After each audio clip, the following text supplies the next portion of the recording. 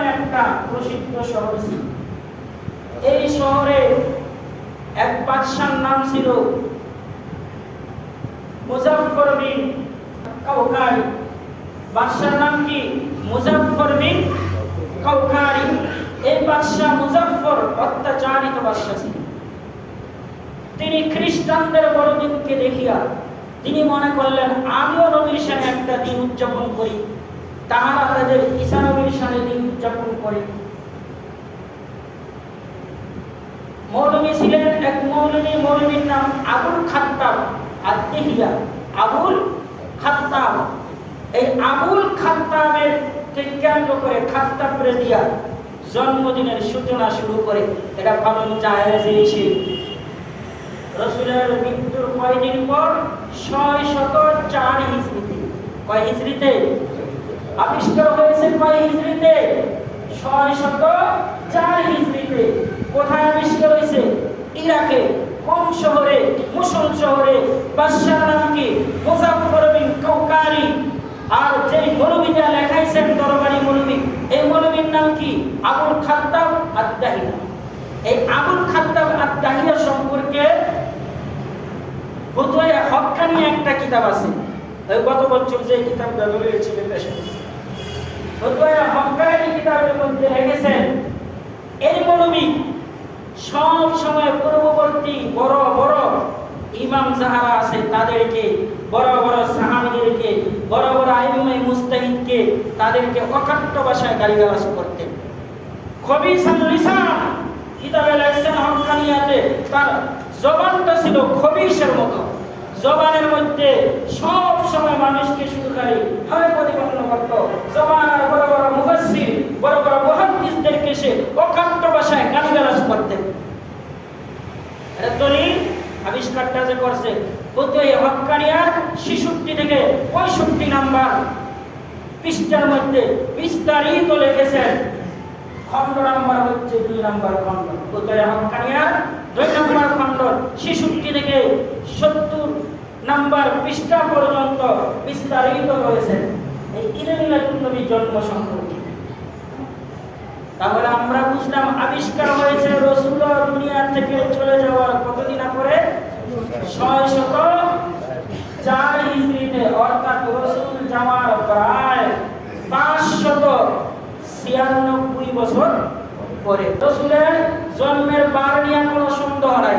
সোমবার, কোনবার তারিখ নিয়ে মতানৈক্য আছে 7টা। এর মধ্যে 4টে হচ্ছে 8 থেকে 12 তারিখ পর্যন্ত, এর মধ্যে রাসূল জন্ম। এখন কেউ যদি বলে 12 তারিখে 12 তারিখের জন্ম, তুই যা বলো। কেউ যদি বলে 9 তারিখে 9 রাসূল জন্ম, কেউ যদি বলে 8 তারিখে 8 রাসূল জন্ম। এই তারিখ নিয়ে আমরা মারামারি বাড়াবাড়ি না করি, বাড়াবাড়ি না করি। কারণ ইখতিলাফি মাসালা নিয়ে যদি বাড়াবাড়ি করে তো প্রতিদিন মারামারি, প্রতিদিন কি হইব? মারামারি। তাহলে আমরা তারিখ পাইলাম কয়টা? মতামত 7টা। এখন আসেন ভাই, জন্মদিনের কোনো আমল আছে কিনা? রাসূল সাল্লাল্লাহু আলাইহি সাল্লাম যে জন্ম হয়েছে, এই জন্মদিনে কোনো আমল আছে কিনা? রাসূল সাল্লাল্লাহু আলাইহি সাল্লামের জন্মদিনে রাসূল সাল্লাল্লাহু আলাইহি সাল্লাম পুরা বছরে জন্মদিন পালন করতেন। রাসূল প্রতি 7টা জন্মদিন পালন করতেন। সুবহানাল্লাহ। জন্মদিনকে রাসূল 7টা পালন করতেন না প্রতি বছরে পালন করতে একবার, না প্রতি সপ্তাহে? প্রতি সপ্তাহে।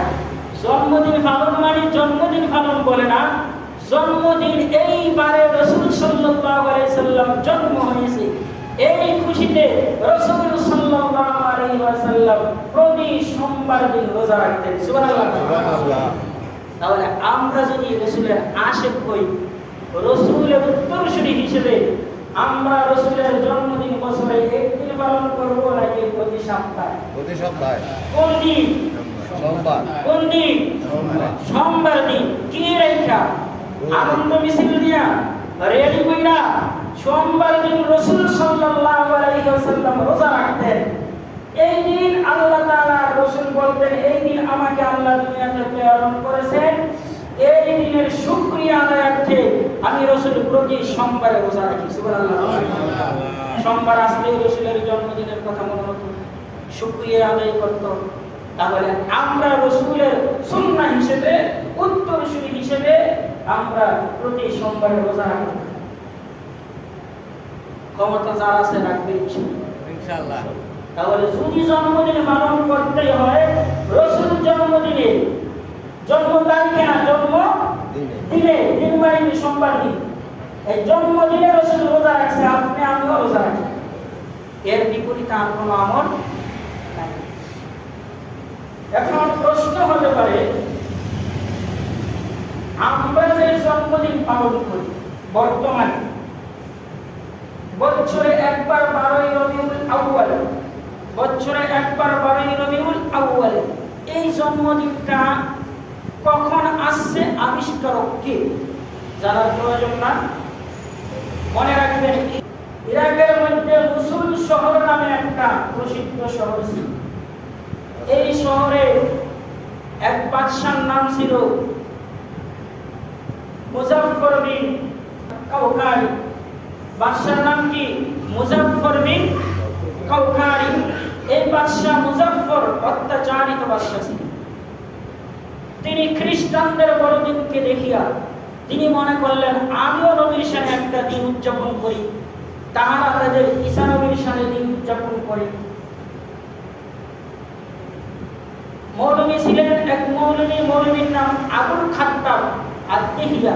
আবুল খাত্তাব, এই আবুল খাত্তাবের কেন্দ্র করে খাত্তাব রেদিয়া জন্মদিনের সূচনা শুরু করে।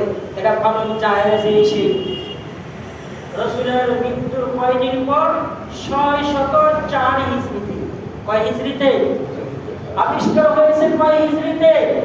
604 হিজরিতে। কোথায় আবিষ্কার হয়েছে? ইরাকে। কোন শহরে? মুসুল শহরে। বাদশার নাম কি? মুজাফফর বিন কাউকারি। আর যেই মৌলভীটা লেখাইছেন দরবারি মৌলভী, এই মৌলভীর নাম কি? আবুল খাত্তাব আদ-দাহিয়া। এই আবুল খাত্তাব আদ-দাহিয়া সম্পর্কে ফতোয়ায়ে হক্কানি একটা কিতাব আছে। এই গত বছর যে কিতাবটা বলেছিলেন দেশে, ফতোয়ায়ে হক্কানি কিতাবের মধ্যে লিখেছেন এই মৌলভী সব সময় পূর্ববর্তী বড় বড় ইমাম যাহারা আছে তাদেরকে, বড় বড় সাহাবীদেরকে, বড় বড় আইম্মে মুজতাহিদকে, তাদেরকে অকাট্য ভাষায় গালিগালাজ করতেন। খবিসাল লিসান কিতাবে লেখছেন হক্কানিয়াতে, তার জবানটা ছিল খবিসের মতো। জবানের মধ্যে সব সময় মানুষকে শুধু খালি হয় প্রতিপন্ন করত। জবান আর বড় বড় মুফাসসির, বড় বড় মুহাদ্দিসদেরকে সে অকাট্য ভাষায় গালিগালাজ করতেন। এটা দলিল আবিষ্কারটা যে করছে ফতোয়ায়ে হক্কানিয়া 66 থেকে 65 নাম্বার পৃষ্ঠার মধ্যে বিস্তারিত লিখেছেন। খণ্ড নাম্বার হচ্ছে 2 নাম্বার খণ্ড। ফতোয়ায়ে হক্কানিয়া 2 নাম্বার খণ্ড 66 থেকে 70 নাম্বার পৃষ্ঠা পর্যন্ত বিস্তারিত রয়েছে এই ইলামিলাতুন নবী জন্ম সম্পর্কে।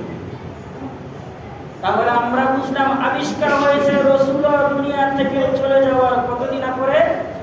604 হিজরিতে, অর্থাৎ রাসূল যাওয়ার প্রায় 596 বছর পরে।